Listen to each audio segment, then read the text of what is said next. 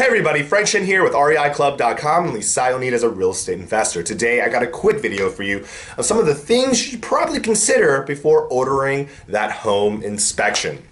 Now look at all my videos, everything I talk about, I do include in the description below. Simply click show more and you can follow right along. Now as investors, we're always faced with that question of whether or not we should order a home inspection for a potential investment property we want to buy. But the real question really isn't how much it costs. It's always a few $100, but usually how long it's going to take. As in how long is it going to take to schedule that appointment? Now, most of the times it's only going to take a few days, sometimes as little as 24 hours, but it can also take up to a week depending on how busy they are.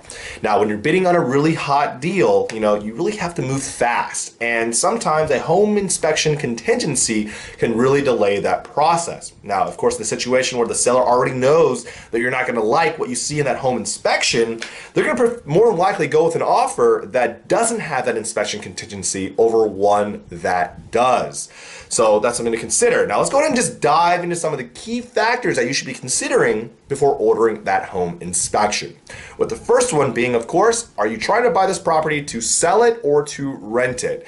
Now this is an important question because rental properties are going to be looser in standards. Now I'm not saying it's okay to be a slumlord, but rental properties, you have the luxury of being able to update it progressively when you have tenants to where it's ready to sell. So you have things that are still working, it's maybe on its last leg, let it go until it breaks, until you have to fix it, and you can save a lot on that upfront cost, right? Now renters, of course, depending on your target audience, where your property is, they may not care about moving into a perfect home, right? So you have that luxury as well. It just needs to be move-in ready and livable under city standards. Now, if you don't really know what that is, you can just always call the city, let them know that you're interested in providing housing, and they'll give you a quick synopsis of what those standards are. All right.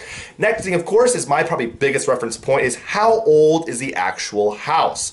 Now, most newer homes will not require an inspection. By new, I mean 5 years or newer. But still use your judgment. You inspect the property for what it is, condition of the home, the roof, the foundation. Big items still need to keep an eye out for. Okay. Now you can use this yearly. You can use this point as a reference point, which 10 to 15 years is considered average risk for me. It really depends on the maintenance of the home, who previously lived there. But once you start teetering over to properties that are 20 years or older, then you're stepping into the high risk area, which is like roof, appliances, air conditioning, furnaces, water heaters, all that. These generally have about a 15-year shelf life. Okay, so things are going to start to break, things are start to leak. And if you're not that experienced, you really don't know what to look for, or when you can think that or the overall condition of these things, right?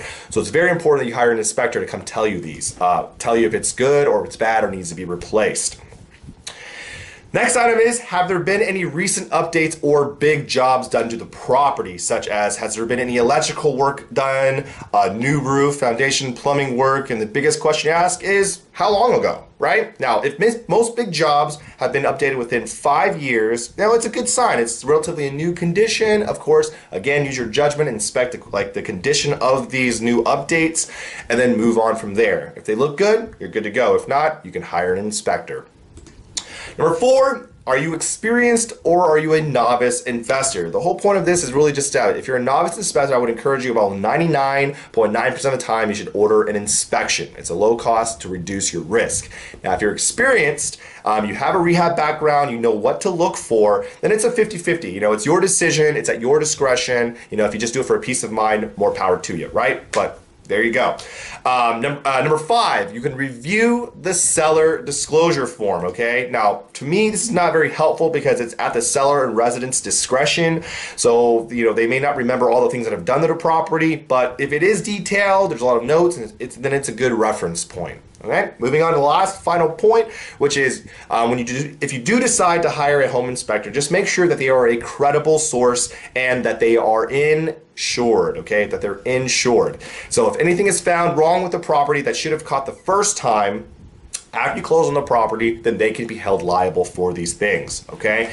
Now, home inspections are one of the main things real estate investors can really lean on to reduce their risk. Now, regardless of your experience level, there are just simply some things that you cannot see to the naked eye, like stuff behind the walls, underground. So it's really just to be better safe than sorry. But again, if you are an experienced investor, you know what to look for, you can feel like you can do it without the contingency, then more power to you. Okay? Now, again, this is Frank Chen with REIClub.com.